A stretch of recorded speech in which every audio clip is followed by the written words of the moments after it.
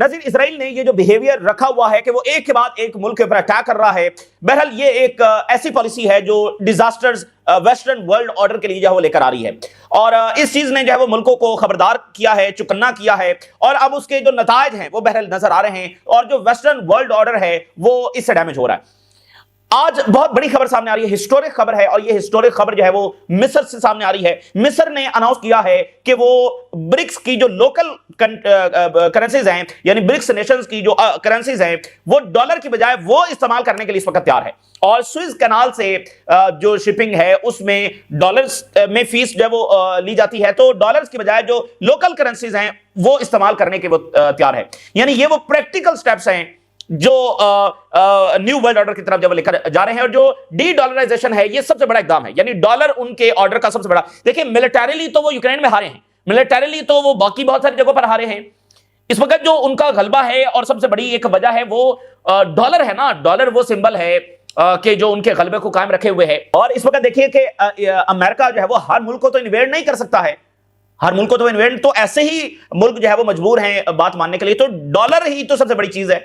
तो ये जो डी डॉलराइजेशन का प्रोसेस है वो आगे बढ़ रहा है, और इसकी वजह यह है, और ये सारे मुल्क जो हैं वो इसलिए तैयार हुए हैं कि भाई इजराइल तो किसी को सुख का सांस नहीं लेने दे रहा, और अमेरिका वो इतनी हिपोक्रेसी दिखा रहा है कि पहले वेपन्स देता है और इजराइल हमला करता है, फिर सीज फायर का सालिस भी वो बन जाता है, और फिर हमले जारी रहते हैं।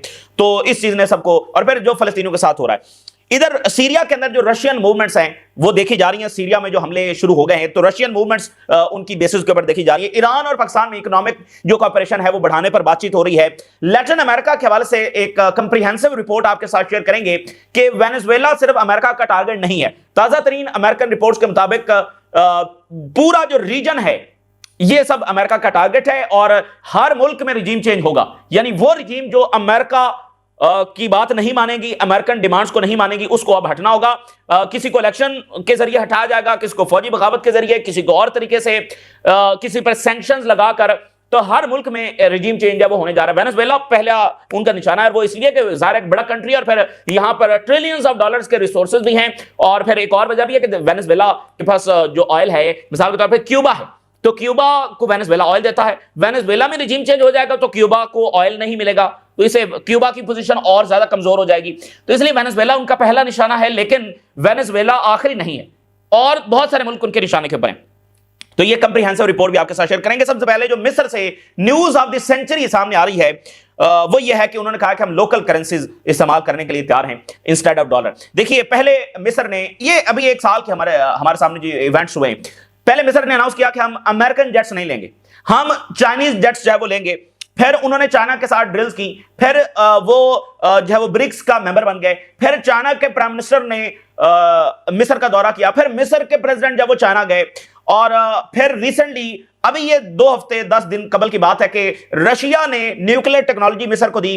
फिर प्यूटन की मिस्र के सदर के साथ जब वो तफसीली कॉल पर बात हुई, और उस सेरेमनी को प्यूटन ने मॉनिटर किया जिसमें न्यूक्लियर टेक्नोलॉजी जो है वो इंस्टॉल की जा रही थी, रिएक्टर्स इंस्टॉल किए जा रहे थे, और प्यूटन ने कहा हम पूरी तरह से मिस्र के साथ हैं, और इस टेक्नोलॉजी को आगे बढ़ाने में जो भी रुकावटें आएंगी उसमें हम मिस्र के साथ होंगे। फिर चाइना ने एयर डिफेंस दिया मिस्र को, चाइना की ड्रिल्स भी हुई मिस्र के साथ, और आज यानी मिस्र पीछे पूरा बैकग्राउंड मौजूद है, टेक्नोलॉजी दी जा रही है, एयर डिफेंस दिया जा रहा है, पसे पर्दा बातचीत चल रही है, कन्विंस किया जा रहा है। तो वो एक पूरा प्रोसेस है, और आज मिस्र यानी इस सतह पर पहुंचा है कि उन्होंने ये बड़ी अनाउंसमेंट की है, और we are ready to accept the ship transit fee in the local currencies of the BRICS instead of the dollar, and pending coordination with the central bank the Suez Canal is open to the foreign investors including Russians. देखिए, दुनिया तब्दील हो रही है, और ये जो मुल्क हैं जो अमेरिका के इत्तेहादी हैं और अमेरिका के साथ चलना चाहते थे, ये रशिया और चाइना की तरफ क्यों गए हैं, ये ब्रिक्स की तरफ क्यों गए हैं? हालांकि देखें, मिस्र की एक बहुत बड़ी हिस्ट्री है, और मिस्र ने सोवियत यूनियन और सारा वो दौर देखा है, मुदाखलतें भी देखी हैं। इजराइल, बरतानिया और फ्रांस ने मिलकर, ये स्विस कनाल क्राइसिस, तीनों मुल्कों ने मिलकर जब वो मिस्र के ऊपर अटैक कर दिया था, तो मिस्र वो सारी हिस्ट्री रखता है कि बड़ी जो पावर्स होती हैं, जो ग्रेट गेम्स होती हैं, उसको कैसे डील करना है। तो मिस्र जो है वो, उसके पास ये पूरी हिस्ट्री मौजूद है। तो ये ऐसा नहीं होता कि वो उठकर जब वो अमेरिका के खिलाफ चले जाते, अभी वो खुलकर को वेस्ट के खिलाफ उस तरह तो बयान तो नहीं दे रहे कि अब हम चाइनीज ब्लॉक में जा रहे हैं। तो बात यह है कि उन्होंने दूसरी तरफ देखना क्यों शुरू किया, क्योंकि जब उनको यह नजर आया कि इजराइल तो किसी को नहीं रहम खा रहा, इजराइल तो किसी मुआहदे पर अमल दरामद नहीं कर रहा, ये अल-शरा जो है ये उठकर फिर मॉस्को क्यों गया है? सबसे पहले तो वेस्ट ही लेकर आया ना, और आते साथ ही पहली बात जो हुई कि भाई रशिया को यहां पर बेसिस खत्म हो जाएंगी, तो फिर यह अल-शरा उठकर मॉस्को क्यों गया है और रशियन फोर्सेस को कह रहा है कि वो इजरायली बॉर्डर पर डिप्लॉय हों? तो वजह क्या है कि उनको समझ आई है कि ऐसे मामला नहीं चल सकते। ये जो इजराइल का फिनोमेना है कि वो किसी पर रहम नहीं खा रहा, उसको रोकने वाला कोई नहीं है, और वेस्ट चुप करके तमाशा देख रहा है और अमेरिका मुकम्मल सपोर्ट में है, बल्कि अमेरिकन कवर में तो वो ऑक्यूपेशन कर रहा है। इस चीज ने मुल्कों को चुकाना किया। तो ये जो मिस्र जैसा बड़ा मुल्क, आपको पता है 50s के अंदर अमेरिका ये चाहता था कि मिडिल ईस्ट में अमेरिका का जो सबसे यानी बड़ा पार्टनर कंट्री है वो मिस्र हो, ये अमेरिका चाहता था। लेकिन मिस्र जो है वो जब दूसरे कैंप में चला गया, देन फिर जो है वो इजराइल सबसे बड़ा पार्टनर बना, ठीक है ना, वरना अमेरिकन जो प्रायोरिटी थी वो मिस्र की थी। उधर ईरान में शाह ईरान जो बैठा हुआ था वो उनका बहुत बड़ा पार्टनर था। तो अब ये मुल्क जो है अगर दोबारा उस तरफ जा रहे हैं तो उसकी वजह इजरायली बिहेवियर है, मुसलसल जंगें।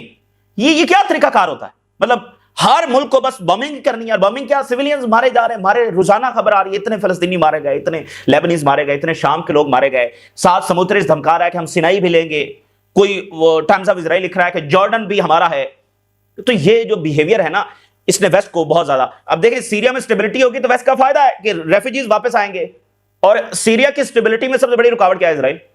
तो बुनियादी जो तब्दीली आ रही है वो इजराइल के इस बिहेवियर की वजह से आ रही है, और वेस्ट नुकसान उठा रहा है। तो साथ मिस्र ने एक और बात की है, मिस्र ने कहा है कि मिस्र पार्टिसिपेट करेगा जो सूडान की बंदरगाहें हैं, वो जो डिस्ट्रक्शन वहां पर हुई है उसको कंस्ट्रक्ट करने में, उसके इंफ्रास्ट्रक्चर में स्पेशल जो मिस्र की टीम्स हैं वो हिस्सा लेंगी। और उधर रशिया को उन्होंने अलाउ कर दिया कि रशियंस को हम अलाउ कर रहे हैं। और सूडान की जो पोर्ट्स हैं उसमें जरा कहानी सुनिए, सूडान की बोर्ड पर तो रशियंस की बात भी हो चुकी है, तो वहां भी रशियंस भी हैं और इजिप्शियंस भी हैं, और वो सारा कोऑर्डिनेशन वहां पर कर रहे हैं, ठीक है ना। तो उन्होंने तो वो रशिया को सीरिया से निकालने जा रहे थे, रशिया मिस्र में भी आ गया, रशिया सूडान में भी आ गया है। तो ये सब क्या है? ये इजरायली डिफीट है और वेस्ट की डिफीट है। मैं अब इस मुकदमे को और जरा साबित करता हूं। आज एक बड़ा अहम तरीन एनालिसिस आया है इजराइल से। इजराइल का एक बड़ा जर्नलिस्ट है, उसने बड़ा अहम तरीन ये एनालिसिस दिया। उसने कहा है कि बावजूद इसके कि नेतन्याहू जो ब्रुटैलिटी कर रहा है, जो इजराइल मुसलसल बॉम्बिंग कर रहा है, इस सब के बावजूद रियलिटी यह है कि इजराइल जंग हार चुका है। इजराइल को किसी फ्रंट के ऊपर कोई कामयाबी हासिल नहीं हो सकी है।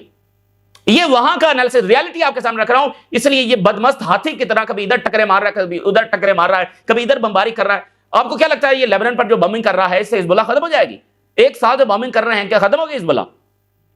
तो मैं उनका एनालिसिस आपके जो रियलिटी है, इनके बॉम्बिंग, इनका जुल्म, इनकी बर्बरियत, ये बहरहाल अपने अंजाम को पहुंचेंगे।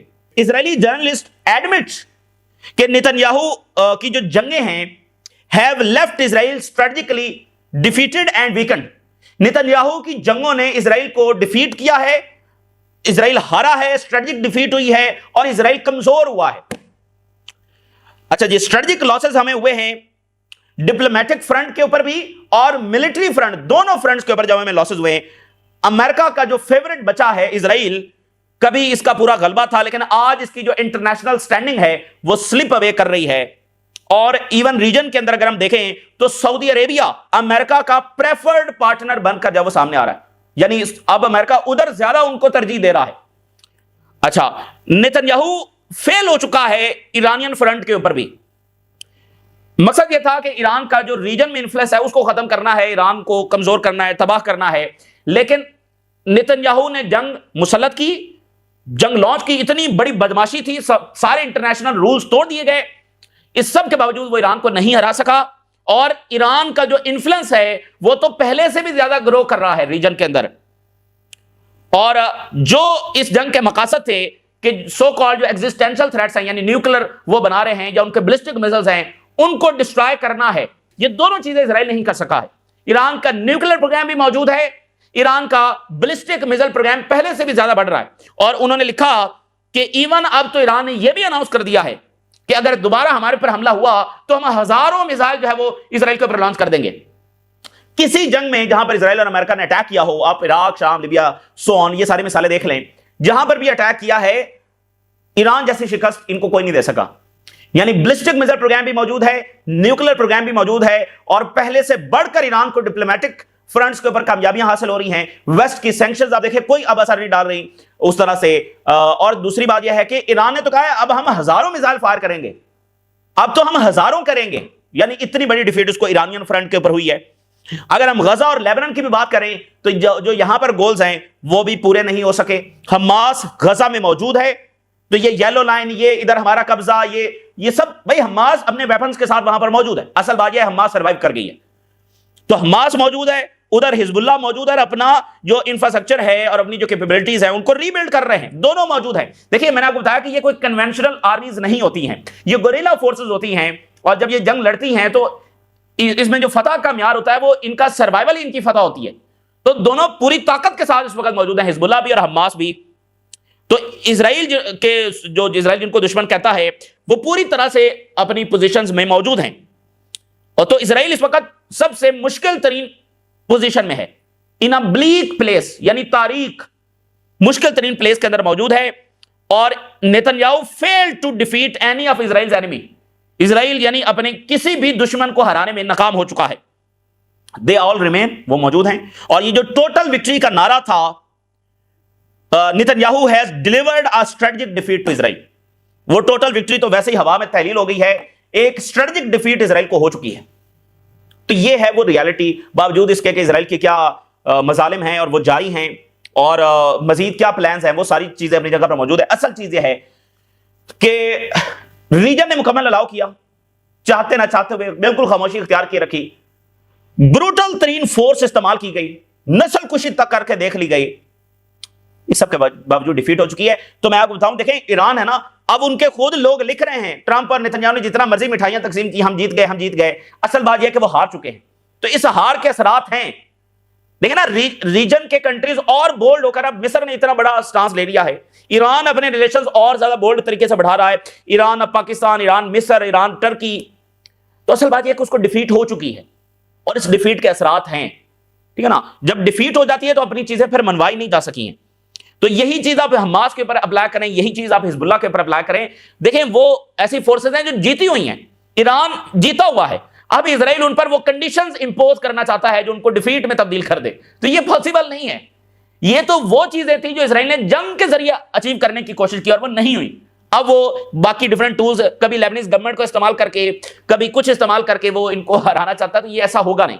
आखिरी चीज जंग होती है, वो भी इजराइल ने करके देख ली। तो ये एक बात हो गई। तो दूसरा यह है कि अल अरेबिया न्यूज ये बता रही है कि रशिया की मिलिट्री बेसिस के ऊपर जो है वो मूवमेंट देखी जा रही है वहां पर, चूंकि सीरिया में सूरत हाल खराब हो रही है। देखते हैं कि अब ये आगे किस डायरेक्शन में जाएगी, लेकिन सूरत हाल वहां पर खराब हो रही है। ये जब सूरत हाल खराब होती है ना, ये बड़ी, जैसे अब बेरूत के ऊपर हमला हुआ तो पीछे बड़ी इंटेंस लेवल की टॉक्स चल रही होती है रीजन में, अमेरिकन के साथ मैसेज कन्वे हो रहे होते हैं, यानी कतर अमेरिकन के साथ डिस्कशन कर रहा होगा, टर्की बहुत हाई लेवल के ऊपर कर रहा होगा, सऊदी अरेबिया की जो कोऑर्डिनेशन है वो हो रही होगी, जॉर्डन की, इजिप्ट की हो रही होगी। जब इतना बड़ा वाकया होता है कि रीजन में बड़ी जंग छिड़ सकती है, तो उस वक्त बहुत बड़ी, यानी अब सीरिया में बॉम्बिंग हो रही है, बेरूत पर हमला हुआ है, तो पीछे बहुत कुछ हो रहा होगा और उस चीज को रोकने की कोशिश की जा रही होती है कि अब यहां से डी एस्केलेशन हो, यूरोप के साथ राब्ते हो रहे होते हैं। तो आप देखिए एक और खतरा है अमेरिकन को और इजराइल को, और फिर उनके जो रीजनल पार्टनर्स हैं, यमन की बात हो रही है, तो यमन के साथ चूंकि सारे अरब्स ने जंगें लड़ी हैं, तो अब उनको खतरा यह है कि हिजबुल्लाह जो है वो अपना एक्सपीरियंस यमन के साथ शेयर कर सकती है। हिजबुल्लाह एक सोफिस्टिकेटेड ताकत के तौर पर सामने आई है ना, इजराइल से लड़ी है वो, तो वो अपना एक्सपीरियंस यमन के साथ शेयर कर सकती है। यमन पहले से भी ज्यादा पावरफुल हो सकता है। हिजबुल्लाह के पास बहुत एक्सपीरियंस है, वेपन प्रोडक्शन का भी एक्सपीरियंस है, और देखें वो एक ग्लोबल लेवल का जो फ्रंट है, यानी पूरे वेस्ट के साथ वो लड़ रहे हैं ना, तो उसमें प्रोपेगेंडा वॉर भी उन्होंने देखी है, कैसे डिसेप्शन होती है वो भी उन्होंने देखी है, इंटेलिजेंस असैसिनेशंस, क्या कुछ उन्होंने नहीं देखा, कितनी सोफिस्टिकेटेड और प्रिसाइज लेवल के ऊपर उन्होंने अटैक्स किए हैं, ये सारी चीजें। अच्छा, अब इसी पॉइंट को ले लीजिए, अगर लेबनीज गवर्नमेंट ये कहती है कि हिजबुल्लाह को डिसआर्म होना चाहिए, ओके देन डू इट, लेकिन नेशनल डायलॉग के जरिए, यानी हिजबुल्लाह के जो लोग हैं लेबनीज है ना, तो हिजबुल्लाह को अपनी जो नेशनल आर्मी है उसमें इंटीग्रेट कर लें।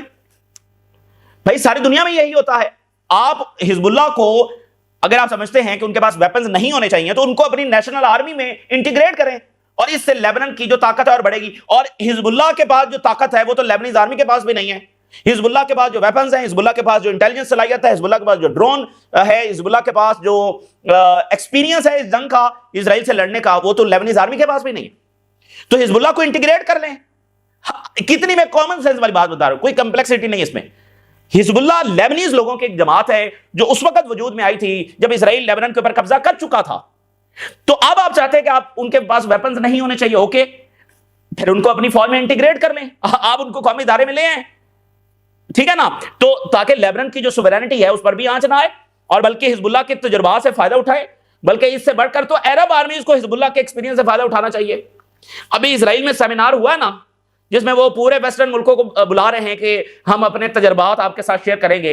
उन्होंने तो नसलकुशी की और वो क्या तजर्बा शेयर करेंगे। तो हिजबुल्लाह ने तो प्रॉपर वॉर लड़ी है, तो अरब आर्मीज को भी चाहिए कि हिजबुल्लाह के एक्सपीरियंस से फायदा उठाए। तो इजरायली डिमांड के ऊपर और अमेरिकन डिमांड के ऊपर लेबनीज गवर्नमेंट का हिजबुल्लाह से सरेंडर करवाना, ये ऐसी हमाकत कौन कबूल कर सकता है, मुझे बताइए। और दो चार लोग उठकर कहेंगे ये होना चाहिए। पीछे आप हिस्ट्री तो देखें, 4 दहाइयां और हजारों लोगों की कुर्बानियां, और ये 30 साल लगे हिजबुल्लाह को बनने में, और ये कहते हैं 2 साइन से उसको जब सरेंडर करवा दिया जाए, तो ऐसा नहीं होगा। इसलिए ये हमाकत भरा फैसला है जिसको कोई कबूल नहीं करेगा। इवन लेबनान के लोग इसको, अरब स्ट्रीट इसको मानने के लिए तैयार नहीं है। तो उसूली बात यह है कि नेशनल डायलॉग करें, पहले इजराइल के साथ निपटे, नेशनल डायलॉग करें। नेशनल डायलॉग के जरिए हिजबुल्लाह को, अगर आप मतलब ये समझा जा रहा है कि भाई उनके वेपन उनके पास नहीं होने चाहिए, तो देन डू इट, उनको अपनी नेशनल फोर्सेस में इंटीग्रेट करें, दैट्स ऑल। यही तरीका होता है और यही होना चाहिए, और इससे लेबनान भी ताकतवर होगा। लेकिन कि उनको इजराइल और अमेरिका के सामने सरेंडर करवाना, ये कैसे पॉसिबल होगा? ये तो लेबनान को क्राइसिस की तरफ धकेलने वाली बात है। और मैंने पहले भी एक बार ये बात की थी, ये मिडिल ईस्ट के मुल्कों का मिजाज ही नहीं है ऐसी पॉलिसीज परसू करना। मिडिल ईस्ट की जो गवर्नमेंट्स हैं, उनके जो प्रपोजल्स होते हैं वो ऐसे होते ही नहीं है। उनके प्रपोजल जो हैं वो मसले हल करने वाले होते हैं, मसले बिगाड़ने वाले नहीं होते। ये प्योरली इजरायली और अमेरिकन प्रपोजल्स हैं, इसलिए इससे क्राइसिस बढ़ रहा है, हल नहीं हो रहा। अगर ये प्योरली किसी मिडिल ईस्ट गवर्नमेंट का प्रपोजल होता तो ये प्रैक्टिकल प्रपोजल होता।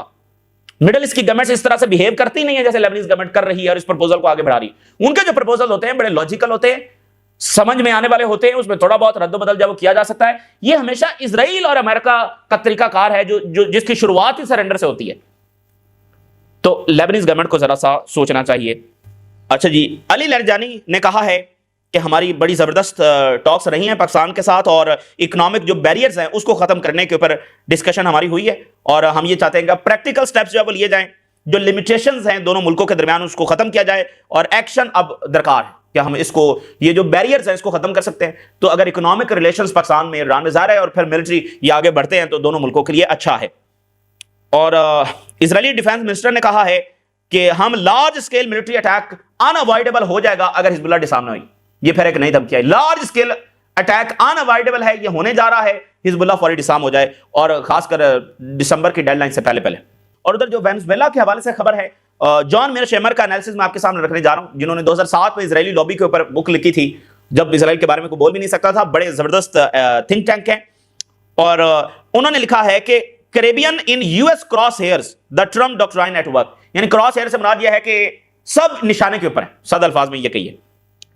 तो ये जो अमेरिका का मिलिट्री बिल्डअप है ये पार्ट ऑफ ब्रॉडर प्लान है, ये सिर्फ वेनेजुएला के ऊपर नहीं है, सिर्फ वेनेजुएला निशाना नहीं है, मल्टीपल जो कैरेबियन मुल्क हैं वो इसका निशाना है।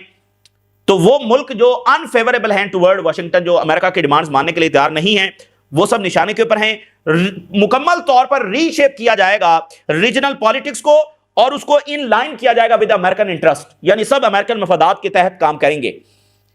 और अमेरिका जो है वो अनडिस्प्यूटेड पावर होगा वेस्टर्न हेमिस्फीयर, यानी यहां की इकलौती पावर होगी, इस जंगल का एक ही शेर होगा, वो अमेरिका होगा। यानी वही कॉलोनियल मिजाज है ना, वो साम्राज्य मिजाज के, यहां के राज्य से हामी है, मतलब उन मुल्कों की कोई सोवरेनिटी नहीं है कि वो चाइना से ट्रेड कर सके, बाकियों से कर सके।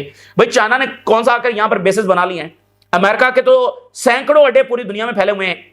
तो बहरहाल वो साम्राज्य, वही पॉलिसी जब आगे बढ़ाई जा रही है। होंडुरास बहुत इंपॉर्टेंट कंट्री है, जॉन मेयरशेमर के मुताबिक होंडुरास अगला निशाना है अमेरिका का, और 30 नवंबर को वहां पर इलेक्शन हो रहा है, बस उसका इंतजार अमेरिका कर रहा है। अगर इलेक्शन के जरिए उनकी गवर्नमेंट आ जाती है उनके फेवर वाली तो ठीक है, नहीं तो फिर वो दूसरे अंदाज में उसको, फिर क्यूबा, निकारागुआ, ये सब अमेरिका के निशाने के ऊपर है, और कोलंबिया और मैक्सिको, वहां पर तो वो खुलकर अमेरिका बात कर रहा है। तो ये यानी एक, और आपको याद होगा जब ट्रंप आया था तो फेब में ही हमने ये बात आपके सामने रखी थी कि लैटिन अमेरिका पूरा मैदान जंग बनने जा रहा है। हालांकि उस वक्त लैटिन अमेरिका की बात भी नहीं होना शुरू हुई थी, तो वो हमने इसलिए बात की थी कि जो रिपोर्ट्स वहां पर छप रही थी, या जो इनका जो ये बात कर रहे थे इनर सर्कल में जो बात हो रही थी, उस बुनियाद पर हमने बात की थी। हालांकि मीडिया पर उस तरह खुलकर बात होना नहीं शुरू हुई थी। तो उस वक्त भी हमने फेब में ये कह दिया था कि ये लैटिन अमेरिका ये सारा जो है वो मैदानी जंग बनने जा रहा है और यहां पर रिजीम चेंजेस होंगे, अमेरिका करने की कोशिश करेगा। तो सब निशाने के ऊपर हैं। तो ये इस वक्त की ताज़ा तरीन सूरत हाल है जो आपके साथ शेयर किया। अपने राय जरूर करें। इजाज़त दीजिए। अल्लाह हाफिज़।